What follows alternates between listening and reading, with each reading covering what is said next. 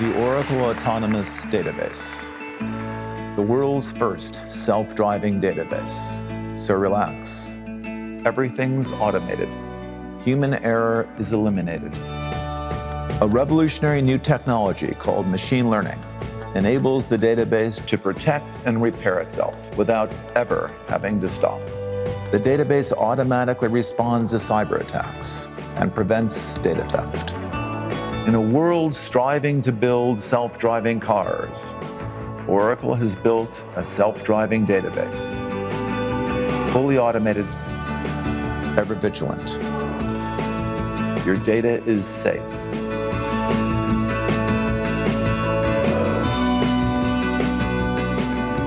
In the Oracle Autonomous Database Cloud.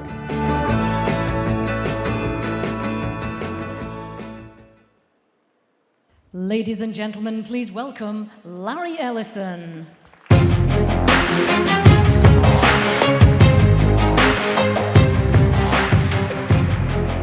Hi, everybody.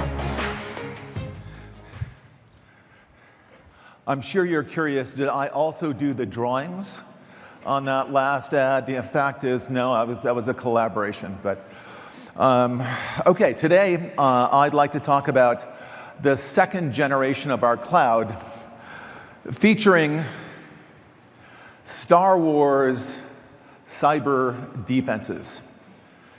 To protect our Generation 2 cloud, we've had to re-architect it from the ground up and introduce Star Wars defenses, impenetrable barriers or force fields, and autonomous robots. The combination of those two things protect your data and protect our Generation 2 cloud. Okay, the current state of the art of cloud defenses, just not good enough, not even close. The smartest technology companies are routinely penetrated, and you can read about how vast quantities of their data is stolen. The most security-conscious government agencies are also vulnerable. If the smartest among us, the most security-conscious among us, have been attacked successfully, this is a big problem. The attacks are getting more frequent, the attackers are getting smarter, and our businesses, our data is more vulnerable. As a result of this, Oracle has gone through a period of fundamentally re-architecting our cloud. We built a Generation 2 cloud. And we built in, again, these Star Wars cyber defenses. Now, it's easy to say, very hard to do, to build a secure cloud. If it was easy to do, someone would have already done it. We've been working on it for a long time. As I said, it required a fundamental re-architecture of our cloud. And we did that. And as a result, we have these two key technologies that protect the cloud and protect your data. Impenetrable barriers block threats from getting into the cloud. And then autonomous robots find those threats and kill them.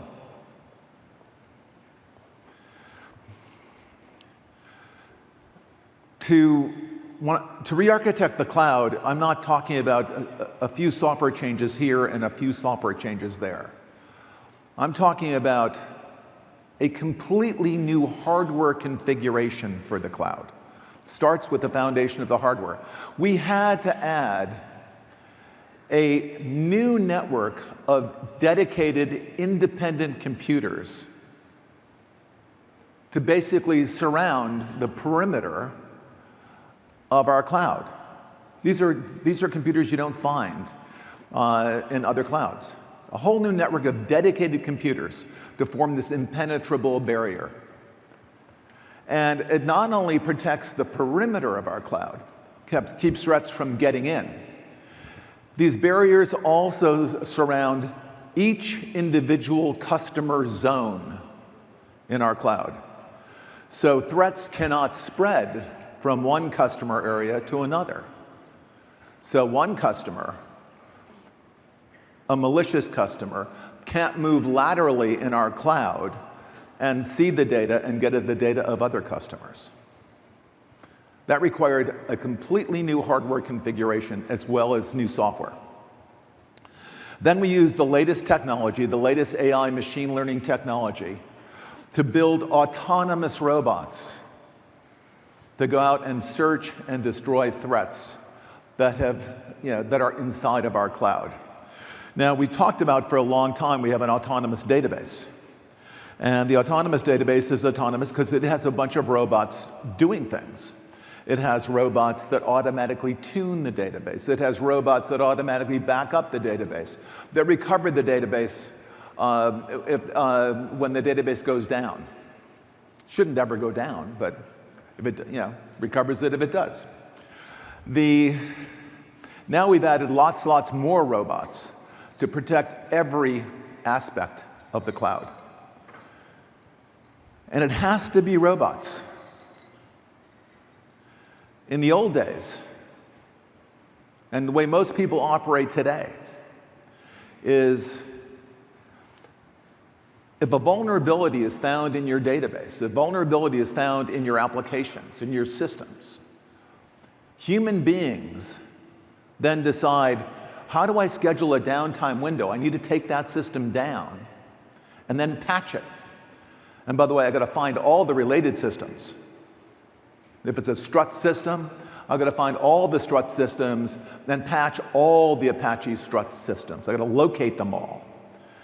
See which ones I can take down now, which ones I can take down later, schedule patching, do all of that. In other words, it's a bunch of people trying to defend your data against a robot or botnet attack. It's their robots versus your people. Who do you think's faster? Who do you think's going to win? It's got to be a case where this is completely automated, it's autonomous. A database threat is discovered automatically. No human beings are involved. The patch is immediately applied while the database is running. No downtime window has to be found. You can patch the system while it still runs. This is essential for protecting our data and protecting our cloud. Here's the problem. The Generation 1 cloud has these very simple, great price performance Intel commodity computers. They're great machines. We use them too. 2-socket machines. And you can have multiple customers in the same machine. No problem. Well, maybe a problem. But that's not the biggest problem. If you look at the AWS cloud, in that machine could be one customer, could be multiple customers, but in that machine is the AWS cloud control code sharing the computer with customer code. That means you better trust your customers. You better trust all your customers. If you're going to let your customers inject code or use the computer that you use to control the cloud, if you're going to let customers share that computer, the computer you use to control your cloud, and those customers are smart, they can look at your cloud control code. They can change your cloud control code. They can move from one computer to the other. They can look at other customers' data. They can schedule the other customer's data is exfiltrated out of the cloud someplace else. And they can make sure that you get the bill twice. You pay for the exfil, and your data is lost. If you have a single shared computer running your cloud and running your customer code, one customer can see the other customer's data, Amazon can see your data, and the customers can change the Amazon code and hack the system and take control of the code and steal data. It's a big problem. It's a fundamental problem with the architecture of the cloud. What we have done on the right with our Gen 2 cloud is we have customer computers that the customers can use. We call them bare metal computers. By the way, and I'll show you a little more detailed picture. But you could have one customer in the bare metal computer. You could even have multiple customers in the bare metal computer. Some customers will choose to have that computer all to themselves. Some customers will say, well, I don't really care. I'm very cost sensitive. I'm happy to share the computer with other customers. It depends. But we will never put our cloud control code in the same computer that has customer code. That creates an incredible vulnerability to our cloud control system. So we've added a completely separate network of dedicated cloud control computers that not only protect the perimeter of the cloud, protect threats from coming from the outside and getting into the cloud, but we also form a perimeter around each individual customer zone. So customers can't get out of their zone and into your zone. And they can't hack our cloud control computer because there's no way to access it. There's no access to our cloud control computer. They can't look at the memory. They can't add code. They can't do anything to it. It's an isolated network they can't get at. We can't look at your data, which is nice. But the most important thing, they can't look at our control code. They can't change our control code. Okay. So this impenetrable barrier created by the cloud control computers not only surrounds the perimeter, but just as importantly, surrounds and isolates every individual customer zone. Threats can't enter and threats can't spread. It's a big deal. All right, I'd like to clean up some naming. I'll use 3 different names, and they sound synonymous, but they're subtly different. I'll talk about our Generation 2 cloud. By the way, this is a picture of what we call Oracle Cloud Infrastructure. OCI is our 2nd generation cloud infrastructure.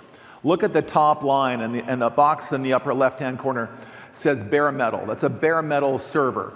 This is a server that users can rent that has none of our code on it. And the users can have that all to themselves. So no other user can, if that's what you want, you can have a series of these bare metal servers, only your code on it, only your customer, no other customer's code, and certainly none of our code. So you don't have to trust us. No offense, we don't trust you. Well, we trust you, but we don't trust all of you. If you know what I mean. I say we've got a bare metal server, and we also have VMs. We have Exadata in our cloud infrastructure. So if you're running our database, you can run it on a shared Exadata, as you'll see, and I'm going to announce in a few minutes. You can also run it on dedicated Exadata infrastructure. You're the only one using that Exadata machine. You can isolate yourself there. So you can isolate yourself on bare metal computers. Customers can have their own computers, their own Exadata machines, and their entire perimeter sealed off by our cloud control computers. Other customers can't look at your data. We can't look at your data. Okay, this whole picture is the picture of our Oracle Cloud infrastructure, our Gen 2 infrastructure. What's not shown is the entire Gen 2 cloud, which includes our Fusions, things like our Fusion SaaS apps. They show another layer on top of that. So when I talk about the Gen 2 cloud, I'm going to also talk about Gen 2 infrastructure. Slightly different. The infrastructure doesn't include the analytics services, doesn't include the apps. A lot of people will talk about our bare metal cloud. Some people call the infrastructure our bare metal cloud. Actually, that's not quite accurate either. Bare metal is a key component of OCI, Gen 2 OCI, but it is not all of a Gen 2 OCI. We have bare metal compute servers with the classic 2-socket Intel machine. We have dedicated Exadata machines. We have a lot of stuff in our Gen 2 cloud, in our Gen 2 infrastructure. Bare metal is just a key and important piece. All right, so the primary reason we re-architected our cloud from the ground up was security. Security built in from the center to the outside, from the perimeter to the inside. Impenetrable barriers, autonomous robots. But there are other reasons we built Gen 2 of the cloud. As long as we're rebuilding our cloud, as long as we're re-architecting our cloud, there were other design goals. And another design goal is we want to make it very, very easy for you to move your existing data center, your existing workloads into the cloud. An SAP application running on an Oracle database, just lift it up intact with all of its customizations and everything, drop it down in our cloud. E-business suite, any bespoke, any custom application you have, especially an Oracle database-based application. Lift it up, move it over, no fuss, no muss, press a button, very, very easy to do. That's not what most clouds do. That's not what they were designed to do 10 years ago. We want to make it very easy. Our goal has always been, as we move from one generation of computing to the next, as we move from mainframes to mini computers, to client-server PC networks, to internet architecture, to the cloud, every generation we want to protect your investment in data, in applications, in all that code, and make it easy for you to lift that stuff up, move to the next generation, and take full advantage of the next generation. We did that with the Gen 2 cloud. And the Gen 2 cloud add a lot of automation. So save labor costs, eliminate errors through automation. And the overall price performance should be much better, is much better than you get on-premise. Okay, other clouds have been around for a long time. They were not really designed for the enterprise.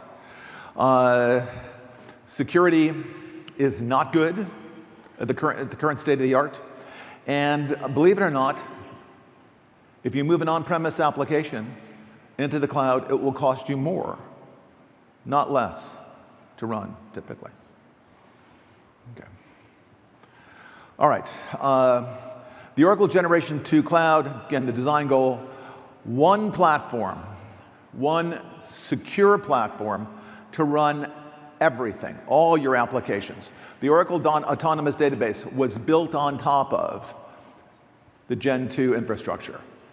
Our new SaaS, all the Fusion SaaS applications today are already running on, not every customer on SaaS, but we've already got the Fusion applications and the NetSuite applications running on the Gen 2 cloud infrastructure. It's designed to run all of your existing enterprise applications, lift them up, move them over.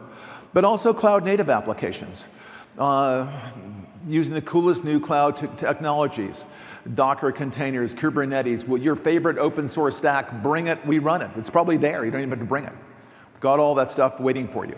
So you can build cloud-native applications in the same environment, our Gen 2 infrastructure, that you run your enterprise applications. Gen 2 is available now in the public cloud and is available next year with Clouded Customer. Oops, back it up one slide, I'm sorry. And if you got Database Clouded Customer, this is very important, I think. If you're currently bought Database Clouded Customer, come this next summer, you can press a button and we'll upgrade you, free upgrade, automatic upgrade from Gen 1 Database Clouded Customer to Gen 2 Autonomous Database Clouded Customer.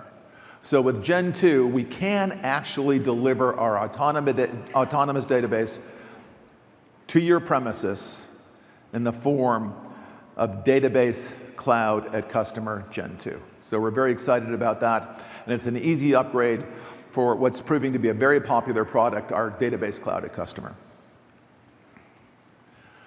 All right, other design goals. Again, as you move to the cloud, we want to provide better functionality and better performance than you have on premises. All the latest tools, Exadata, Rack, DataGuard, everything. Give you a choice between bare metal compute and sharing compute with other customers via VMs. It's your choice. Much more automation.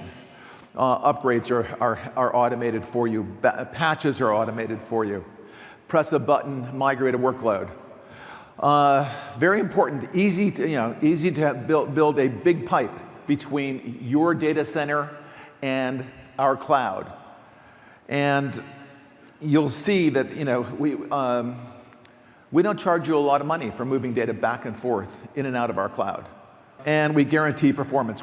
Because we don't oversubscribe our infrastructure, we can guarantee, we'll give you an SLA. We'll give you an SLA to guarantee your performance. Nobody else does that. All right.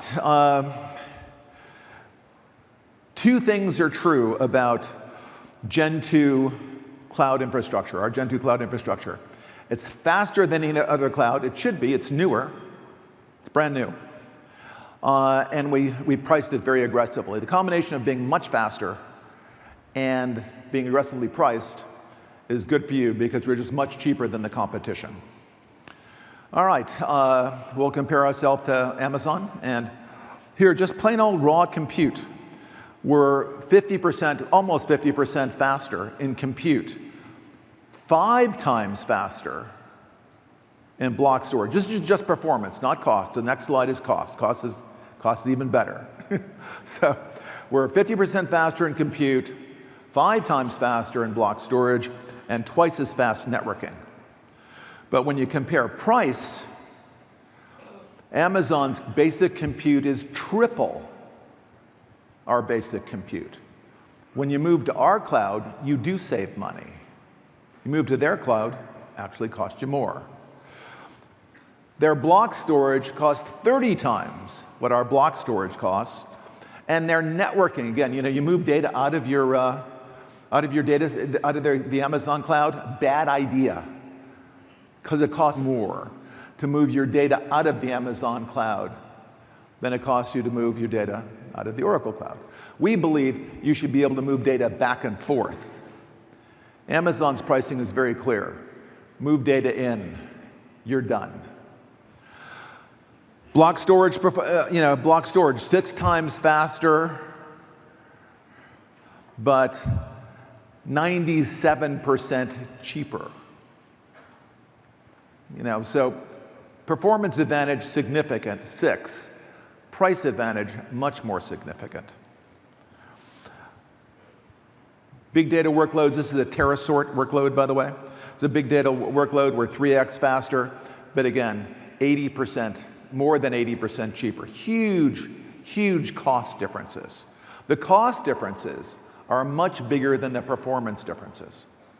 The cost savings is much more than the performance advantage. Because it's a combination, our cost savings is a combination of being faster and being priced more aggressively. We have this new RDMA network that's remote direct memory access. It's really the ability of computers that are networked together to move data from one computer directly into the other computer without taking an operating system hit, without an interrupt. It just goes direct from one spot to the other. It creates a very low latency network. You can move data very, very fast. By the way, it's how Exadata works. Exadata has an RDMA. The way the Exadata machines are connected, one of the reasons why Exadata is so fast is because it has an RDMA network. And now we've used the RDMA network in lots of areas of our cloud to cluster machines together. Gives you 1.5 microsecond latency, very low latency, and huge bandwidth, 100 gig bandwidth. And this is a computational fluid. It's a scientific workload, an engineering simulation. CFD, computational fluid dynamics, a bunch of partial differential equations. Doesn't really matter what it is. The fact is, we run this 4 times faster and much cheaper than Amazon. Same, more examples of CFDs, computational fluid dynamics, more simulations. We just run faster, big performance advantage, much bigger price advantage compared to Amazon. Okay, our Gen 2 cloud, security, security, security. Star Wars cyber defenses. So we've used a lot of the latest artificial intelligence and machine learning technologies to build these robots to protect the cloud infrastructure, to find threats and kill them, to search and destroy. Our robots versus their robots. You're not fighting with both your hands tied behind your back anymore.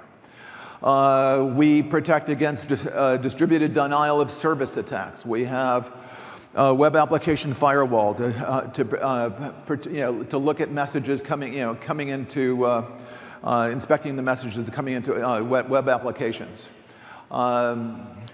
The autonomous database we've already talked about. Obviously, we manage all of our resources. We keep track of we keep track of users, and we keep track of what resources users are allowed to look at. The autonomous database automatically discovers threats, automatically repairs threats while running.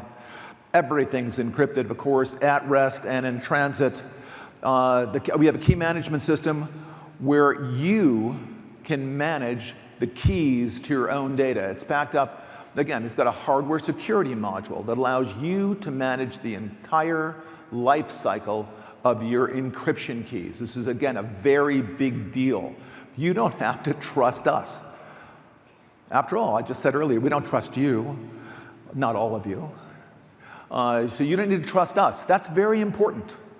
You want to manage your encryption keys? God bless you. You do it.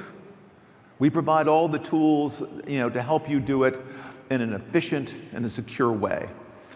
The cloud controlled computers, the new architecture, these impenetrable barriers protecting the cloud perimeter and every user from every other user.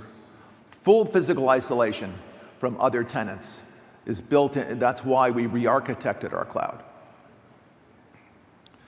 I mentioned the key management service, lets you manage your own keys. Of course, we have a CASB, Cloud Access Security Broker. We're constantly looking around for threats. We started with the autonomous database, trying to identify threats. Now we're looking for threats throughout the cloud with all of the assets that we're managing. Search, autonomous robots, search and destroy threats. We check for configuration changes, anomalous configuration changes. People going in, and that's what they do when with threats, they start changing your configuration. They make all of these alterations. We look for those things, and if someone maliciously changes the configuration, we discover that, restore the configuration, kill the threat. Web application firewall protects your infrastructure-based applications, and our denial of service protections guarantee you bandwidth even with a huge attack, designed to manage through the worst layer 3 and layer 4 attacks and still make sure your service is running.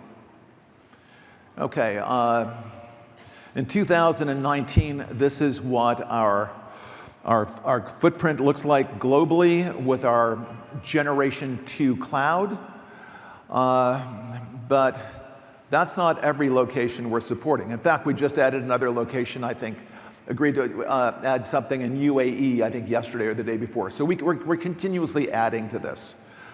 But on top of that, we're willing to build additional locations for our Gen 2 cloud. We're willing to build our Gen 2 cloud on your data center floor, just for you. No caveats, identical to what we have in our public cloud. with the barrier, with the cloud control computers, all the autonomous robots, everything, we will put in your data center just for you, for our most security conscious customers, for our customers that want to have the broadest bandwidth between their data center and our cloud. We'll put the cloud, we'll co-locate them. We will co-locate them. Okay, when you come to Oracle and you buy infrastructure and database services, you get our Gen 2 cloud now. That's the only thing we are selling across the cloud. We are dedicated to this new secure cloud. It's the only thing we are selling. As I said, everything is going in that direction. All of our SaaS applications, all of our customers, we think this is what we should be doing. This is what you get. Our clouded customer, which is Gen 1, for a few more months, don't worry. We think that's a terrific product, and come summer, press a button, and you get all the autonomous services with it. We sell all the appropriate hardware. When we deliver the Gen 1 database clouded customer, we deliver the Exadatas, all the appropriate gear. So when we have the Gen 2 stuff ready, for clouded customer, you push a button, upgrade that software, you get it automatically. And I think that's, and that's been our database clouded customer has been one of our most popular products, and we make it easy for all of those customers to upgrade. And then, as I just mentioned, full OCI, everything, bare metal, you name it, everything. Load balancers, blah, blah, everything. Autonomous robot.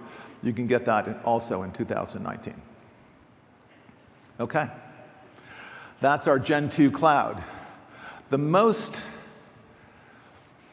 important component, perhaps, of the Gen 2 cloud is our autonomous database. And we've made a lot of progress over the last 12 months since we gathered here last year. But the autonomous database, we've announced last year, we announced for data warehousing, and then a few months ago we announced the autonomous database now also handles transaction processing. So it really handles all of your workloads. And when I mean autonomous, I mean autonomous. I read an article, by the way, Amazon did not write the article. Someone was writing the article saying, well, Oracle may have an autonomous database, but Amazon is developing these semi-autonomous databases. Semi-autonomous databases like a semi-self-driving car. You get in, you drive, and you die. I don't even know what it is. I mean, okay, whatever. This thing is fully automated, fully self-driving. It provisions itself. It gets servers. It gets I/O. It gets network capacity. If the load grows, it automatically scales itself. It automatically creates and drops indexes. All the security is automatic. If there's a threat that's discovered, the threat is killed automatically while the database is still running. If the server fails, database server fails, the database keeps running. If the database software fails, the database keeps running. It automatically backs up itself. It automatically recovers itself, etc. It's fully automated. It really is self-driving. No one's going to die.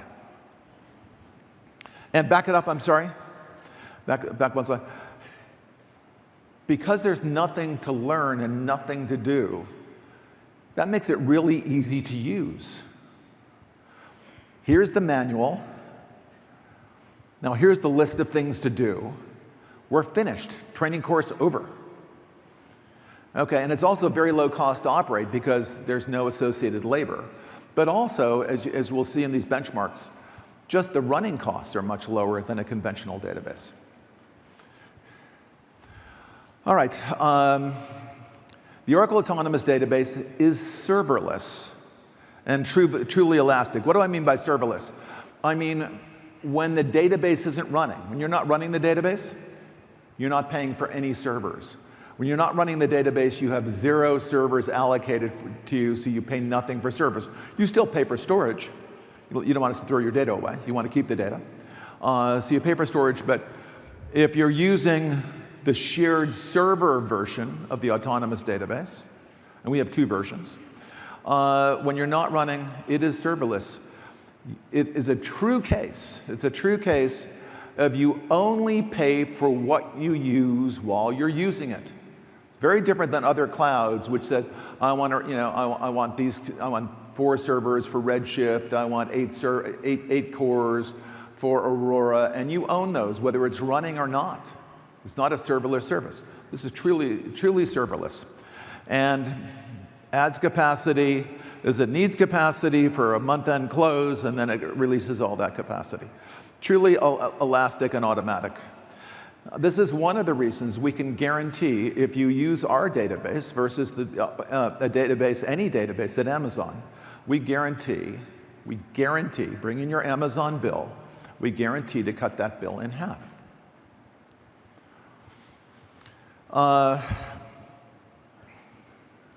Maybe the most famous aspect of the autonomous database. Automatic discovery of threats, automatic remediation of threats while the database is still running. The database basically never stops running. You can upgrade it to new versions of the software. You can patch it. Hardware can fail, software can fail. None of it brings the database down. All of those things bring the Amazon database down. Everything I mentioned brings the Amazon database down. None of that affects the Oracle database. One of the reasons we can guarantee that the Oracle database is at least 25 times more reliable than the Amazon database, 25 times more available than the Amazon database. Okay, again, if we eliminate human labor, we eliminate human error. The great thing about autopilots is they don't make mistakes. They make the same mistake over and over again. Well, you pick it, then that's a bug. But the autopilot, no human labor, no human error. Huge improvement in reliability of your systems, much lower cost in terms of maintaining those systems.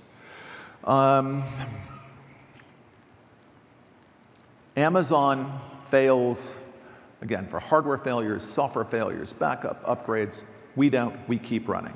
Next slide. All right. By moving to the autonomous database, does that mean that all of your data, your database administrators are going to be out of work? Not hardly. There is an incredible shortage of skilled IT professionals on the planet Earth. And it's good if we take away some of the mundane drudgery about running a database.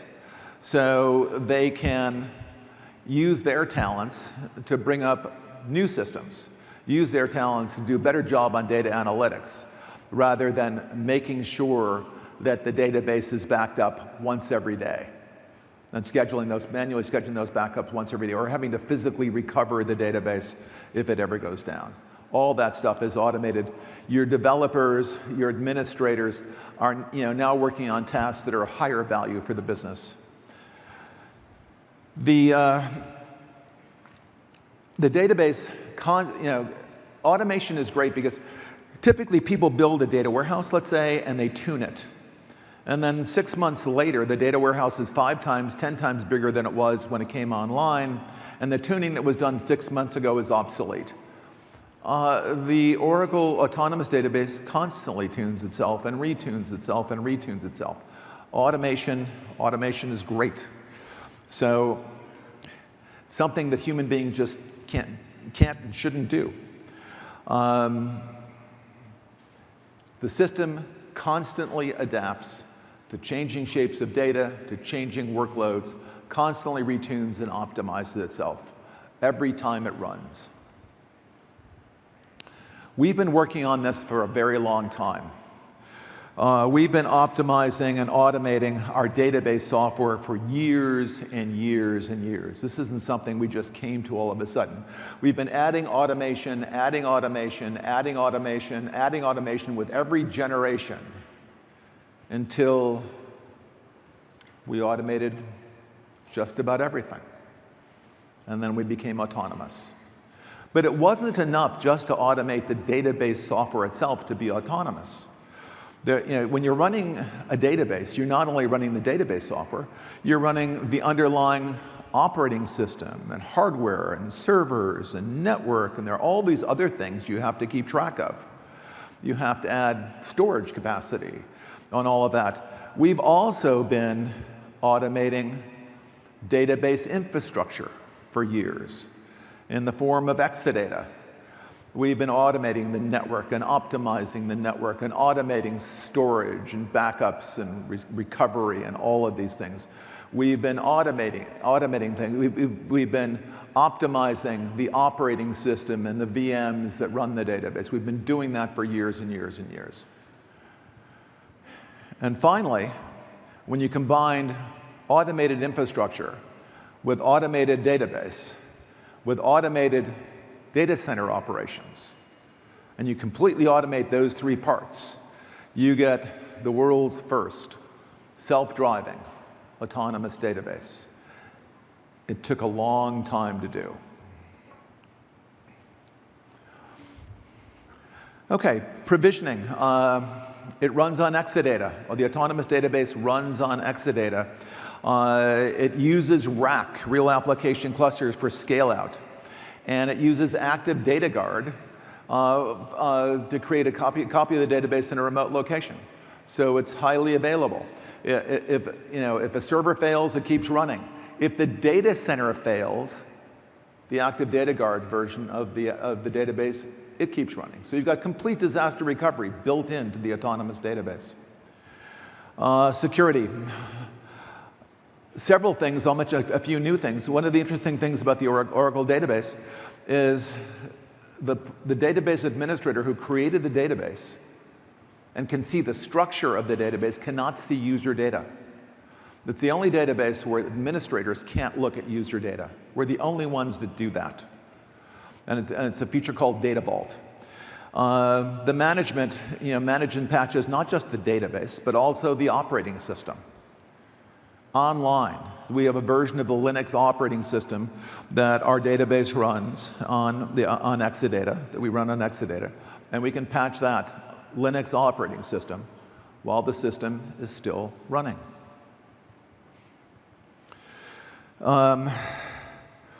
Let's see, when a server fails, when database software fails, and one of our rack nodes goes down, the application doesn't see it. There's an application transparent failover. It's not that it automatically recovers itself and then a bunch of users are kind of kicked off the system that were on that node. That's not what happens. The users never see the failure. There might be a slight delay in processing. Maybe they'll see a 1 second, 2 second delay. But the application keeps running. The users keep running. It's completely transparent to the users. Data center fails. Your database fails over to a new location. Application keeps running, users keep running. It's serverless. You only pay for what you use. And it constantly optimizes itself using machine learning, and we get better and better at this. Every year, our optimizations are more efficient. For example, the latest version of the database never has a query performance regression. In other words, typically we come up with a new version of the database, we've improved our optimization, and out of 100 queries you've got running, 99 of the 100 run faster, but one of them runs slower. That's just the way it would work for years and years and years at Oracle. New version, we made most of the queries run faster with our new optimizer, but there were a few outlier cases where the query ran slower. That never happens anymore. Because now we put the new optimizer in, it recompiles all the queries, runs the query, and then in the new mode to say, is this faster? Is the new mode faster or the old mode faster? If the old optimized query is faster than the new one, it will use the old optimized query. not the new one. So 99 of your queries will run using the new optimizer, and 1 query will stay on the old optimizer to avoid all regressions. By the way, customers tested the hell out of our database to find these query regressions. It was a lot of labor on your part. I can't adopt the new version of Oracle because, I got to make sure that, some things don't, what if some things run slower? Nothing runs slower anymore. Autonomous database for data warehousing, autonomous database for transaction processing. One is designed for queries and analytics, and the other is designed for transaction processing and a combination of transaction processing and reporting, combination of mixed workloads.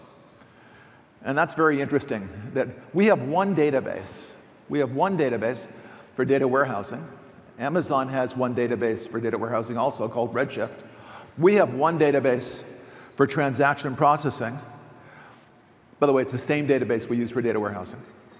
Amazon has a totally different database they use for transaction processing called Aurora. This is a huge problem for mixed workloads, which I will demonstrate shortly.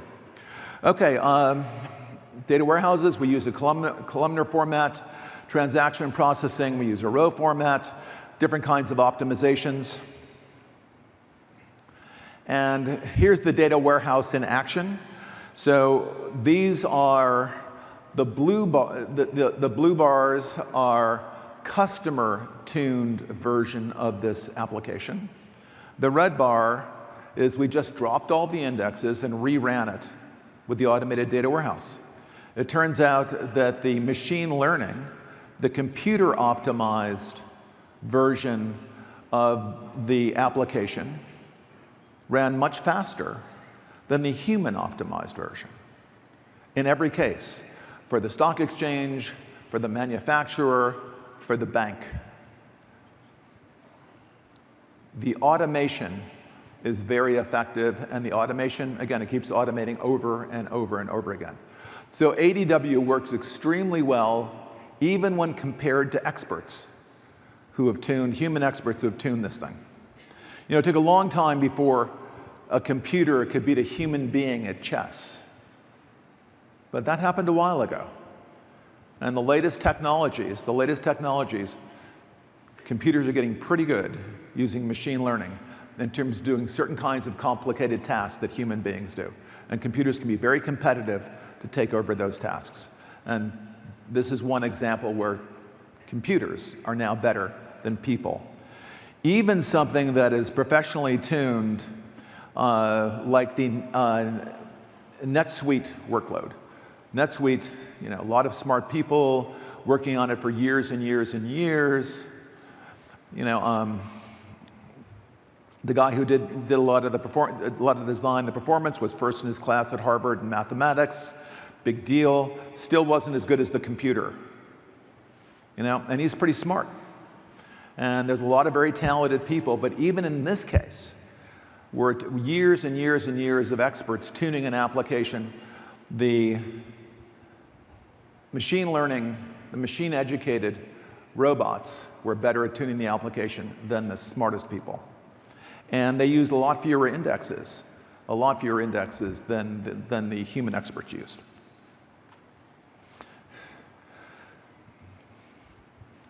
An announcement. The early versions of the autonomous database were on a shared Exadata machine. It was a serverless design. In other words, we allocated a server for you when you ran, and then when you stopped running, the server went away, and you didn't pay for it. So it was a serverless design to give the very lowest cost, provide the very lowest cost for our autonomous database users. We still have that option. We still have an option to run shared serverless. However, if you're very security conscious and you don't want any other users in your Exadata machine, you don't want a shared Exadata machine. You want dedicated infrastructure. You want complete isolation from other customers. We will provide you in our public cloud 100% isolation. You are the only customer. You are the only customer on that Exadata machine. And we've got an impenetrable barrier around that machine so that no other customers can get to it. It's completely isolated. We use our cloud control computers to surround that machine, and nobody can get at it. Same technology we developed when we re-architected the cloud. It really is a unique feature of the Oracle Generation 2 cloud. So you completely control that machine. Okay. Autonomous database cloud at customer. I think I've actually mentioned this already, that right now we're on version 1 of our autonomous database cloud at customer, but this summer, press a button, and database cloud at customer becomes autonomous database cloud at customer. Full autonomous capabilities. Press one button.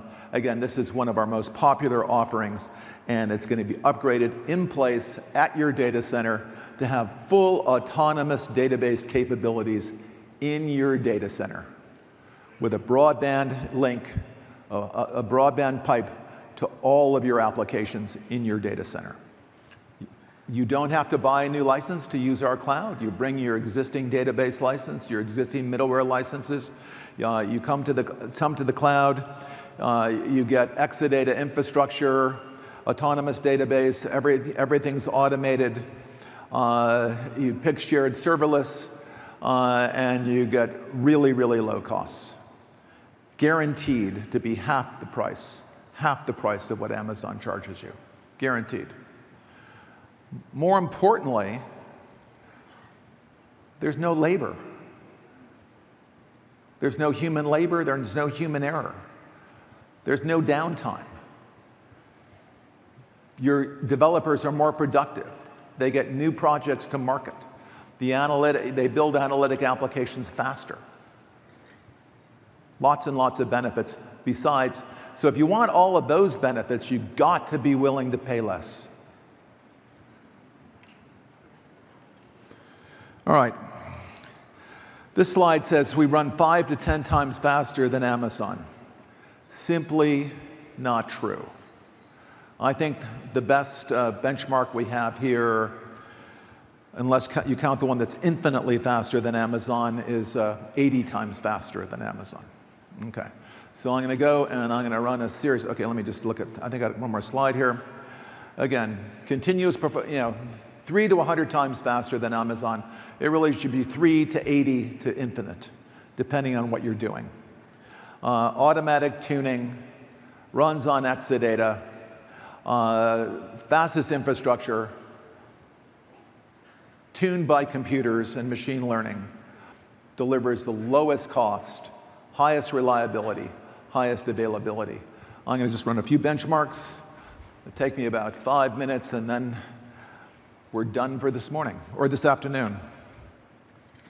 Okay, so here is the first, this is going to be interesting.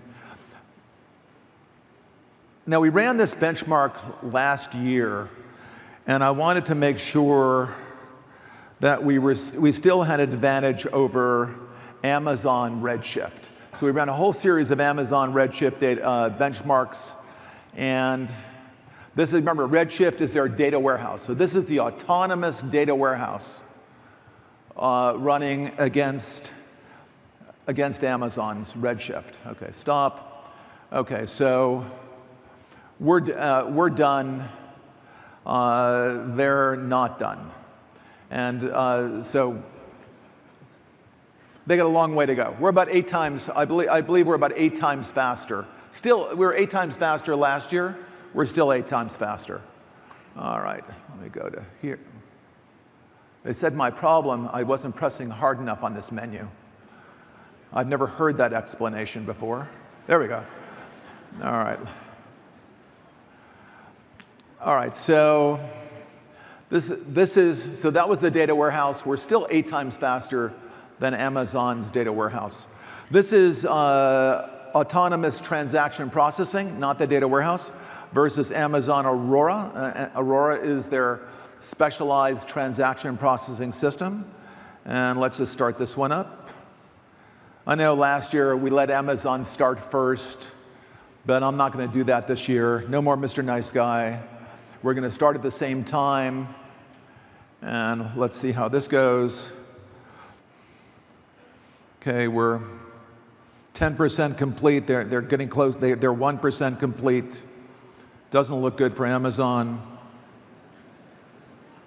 But they're trying. I wish we'd go faster. Okay. We're at 20%. They're still at 1%. Ah, they got 2%. Damn it.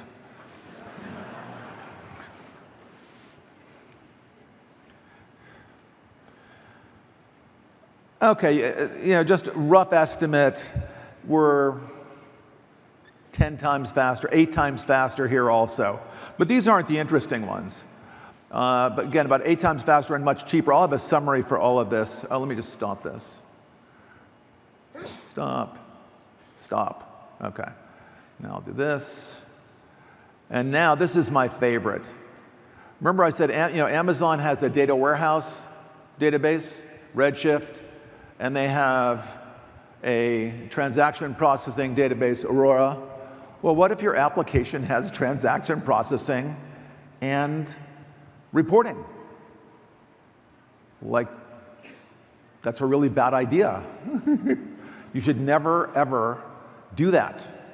Because when you we have one database that does both things, but they don't do that. So what happens when you have this mixed workload of transaction processing and reporting?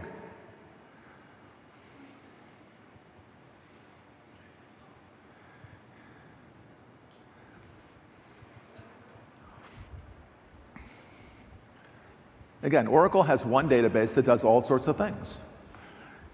We handle IoT, we handle real-time, we handle XML, we handle all sorts of interesting things.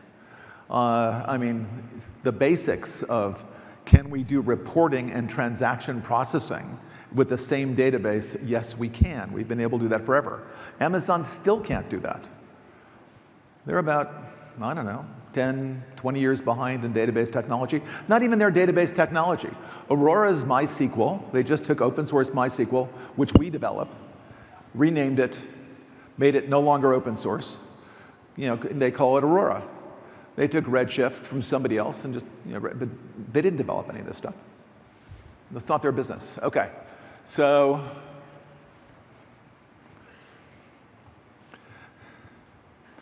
I'm going to stop this. But we're at 49%. They haven't gotten to 1% yet. And we're about, I think, 80 times faster than they are in a mixed workload. By the way, most workloads are mixed workloads. That's a problem at Amazon. OK, now let me show you Amazon's best database by far. It's not Aurora. It's not Redshift. It's Oracle. What happens if you run Oracle on Amazon? Well, it's much better. But it's still not as good as our cloud.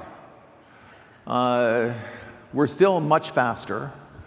We're about 3 times faster and about half the cost, probably a little more than half the cost, when you run Oracle on our cloud versus Oracle on their cloud. But that's not the reason you run Oracle on our cloud as opposed to Oracle on their cloud. It's not that we're 3 times faster and less than half the cost. That isn't the reason.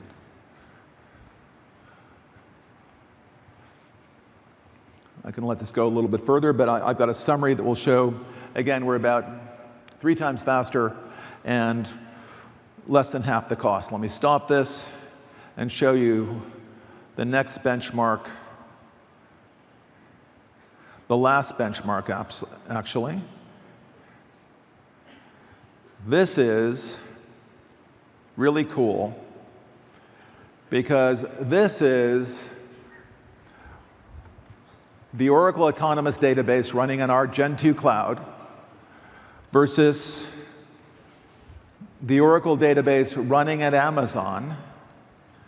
And what we're going to show you is what happens when our autonomous robots find a security threat. They immediately spring into action and patch the threat, remediate the threat, kill the threat, destroy the threat. Now, how does that compare to what goes on what happens at Amazon? Okay, I'm going to go back here.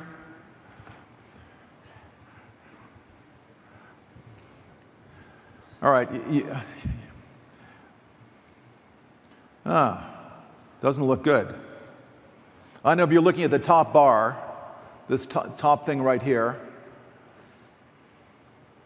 and Amazon's having a problem. They are now patching the threat. RDS, that's the Amazon Oracle service, it's down. You have to take the system down. So in this case, we're infinitely faster than they are. You have to shut your application off. In fact, a human being has to figure out to shut the application off,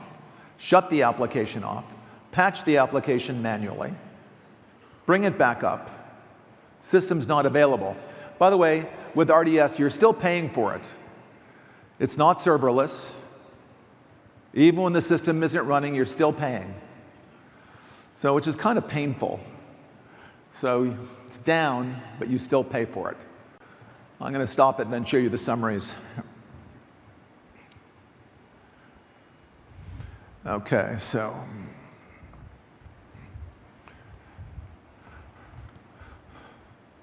Okay, these are all the summaries. So the first thing, we're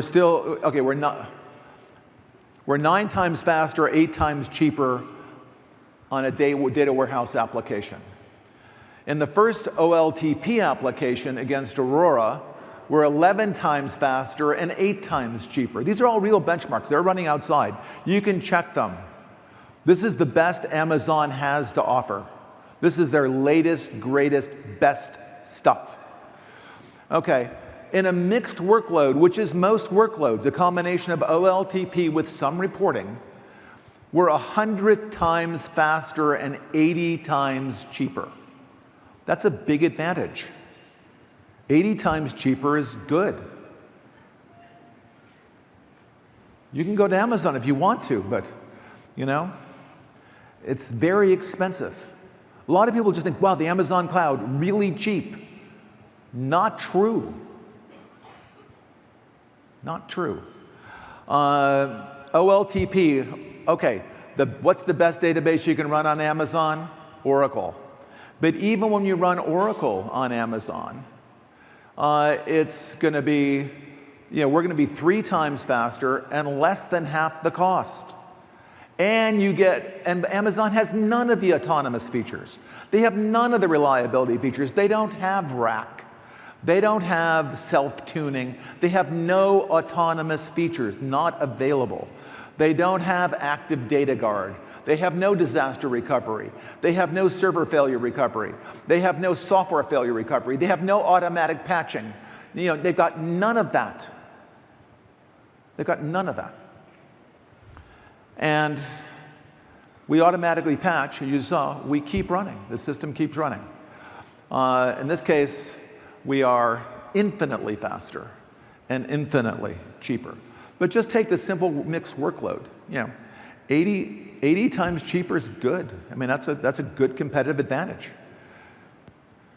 You'll never see that in the Amazon retail store. You'll never see them selling you like a polo shirt that's 80 times more expensive than one of their competitors. Okay. We invite all of our customers to try Amazon polo shirts and our autonomous database. Okay, and we now have free trials out there. We think, try it. I think you'll like it. In summary, We've re-architected our cloud from the ground up to develop these new Star Wars cyber defensives. Impenetrable barriers protect the perimeter of our cloud and keep threats from getting in, and then barriers, impenetrable barriers around each customer zone protect threats from spreading laterally from one customer to another. We have these separate network of cloud control computers that are virtually unhackable because we don't share them with anybody. There's no user code in our cloud control computers. A fundamental architectural difference between the way we built our cloud and the way Amazon built their cloud. Throughout our cloud, we have autonomous robots searching for threats, not just threats to our database, which automatically repairs itself while running, but threats to any aspect of our cloud. We search and destroy those threats. It's our robots versus their robots. It's our robots that keeps your data safe and prevents people from stealing it, and you finding yourself on the front page of a newspaper above the fold. There's no delay for human processes. There's no time for human processes. We have to react automatically. We have to react autonomously to these cyber attacks. The autonomous database. You eliminate human labor, you eliminate human error. There's nothing to learn, nothing to do. Your developers become more productive. They bring up new applications. They do a better job of analyzing data. Your system is more reliable. It never goes down. It never goes down. Thank you very much.